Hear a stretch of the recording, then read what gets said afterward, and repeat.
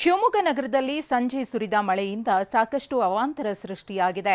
RML ನಗರದಲ್ಲಿ ಹಲವು ಮನೆಗಳಿಗೆ ಮಳೆ ನೀರು ನುಗ್ಗಿದೆ.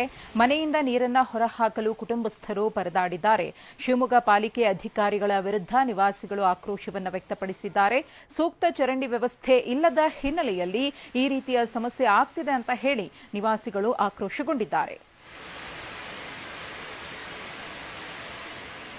ಶಿವಮೊಗ್ಗ ನಗರದಲ್ಲಿ ಸಂಜೆ ಸುರಿದಂತಹ ಧಾರಾಕಾರ ಮಳೆಯಿಂದ ಯಾವ ರೀತಿಯ ಸಮಸ್ಯೆ ಆಗಿದೆ ಅನ್ನೋದನ್ನು ಗಮನಿಸ್ತಾ ಇದ್ದೀರಿ. ಮನೆಗಳಿಗೆ ನೀರು ನುಗ್ಗಿದ ಪರಿಣಾಮ ನಿವಾಸಿಗಳು ಪರದಾಡ್ತಿದ್ದಾರೆ. ಸೂಕ್ತ ಚರಂಡಿ ವ್ಯವಸ್ಥೆ ಇದ್ದಿದ್ರೆ ಇವತ್ತು ಈ ರೀತಿಯ ಪರಿಸ್ಥಿತಿ ನಮಗೆ ಬರ್ತಿರಲಿಲ್ಲ ಅಂತ ಅಧಿಕಾರಿಗಳ ವಿರುದ್ಧ ಹಿಡಿ ಶಾಪ ಹಾಕ್ತಿದ್ದಾರೆ. ಆದಷ್ಟು ಬೇಗ ನಮ್ಮ ಸಮಸ್ಯೆಗೆ ಪರಿಹಾರವನ್ನ ಕಲ್ಪಿಸಿಕೊಡಿ ಅಂತ ಆಗ್ರಹ ಪಡಿಸುತ್ತಿದ್ದಾರೆ ಕೂಡ. ಮನೆಯೊಳಗಡೆ ನೀರು ನುಗ್ಗಿರೋದ್ರಿಂದ ಮನೆಯಲ್ಲಿರುವಂತಹ ವಸ್ತುಗಳೆಲ್ಲವೂ ಕೂಡ ನೀರು ಪಾಲಾಗಿದ್ದು ಒಳಗಡೆ ಬಂದಿರುವಂತಹ ನೀರನ್ನ ಹೊರಹಾಕೋದಕ್ಕೆ ಹರಸಾಹಸ ಪಡುತ್ತಿದ್ದಾರೆ. ಮಂಡಿಯವರೆಗೂ ಕೂಡ ನೀರು ನಿಂತಿದೆ.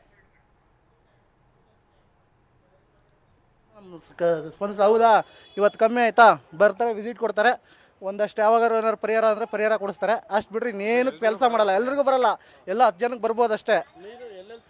ಅಣ್ಣ ಈ ಅಂಗನಕೆರೆ ಆ ಕಡೆ ಮೀನಾಕ್ಷಿ ಭವನ್ ಕಡೆಯಿಂದ ಹಿಡಿದು ಈ ಕಡೆ ಮೋರಿ ದೇವಸ್ಥಾನ ತನಕನೂ ತುಂಬಿದೆ. ಮನೆಗಳಿಗೂ ಕೆಲವು ಮನೆಗಳಿಗೆ ನುಗ್ಗಿದೆ. ಈ ಕಡೆ ಚರ್ಚ್ ಕಾಂಪೌಂಡ್ ಫೀಲ್ಡಿಂದ ನೀರು ಬರುತ್ತೆ. ಇಲ್ಲೇ ಚರ್ಚ್ ಗ್ರೌಂಡ್ ಇದೆ, ಸ್ಕೂಲು, ಆ ಗ್ರೌಂಡಿಂದ ನೀರು ಬಂದಿದ್ದು ಆ ಕಡೆ ಪೂರ್ತಿ ನೀರು ತುಂಬ್ಕೊಂಡಿದೆ.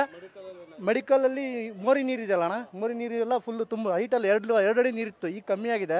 2 ಅಡಿ ನೀರಿತ್ತು. ಆ ಕಟ್ಟೆ ಕಟ್ಸಿದ್ರು ಕೂಡ ನೀರು ಹೋಗಿದೆ ಅಂದ್ರೆ ನೀವೇ ಲೆಕ್ಕ ಹಾಕಿ ಹೇಗೆ ಹೋಗಿರ್ಬೋದು ಅಂತ. ತುಂಬ ಅಂದರೆ ತುಂಬ ಸಮಸ್ಯೆ ಅಣ್ಣ. ಇದಕ್ಕೆ ಯಾರು ಏನೂ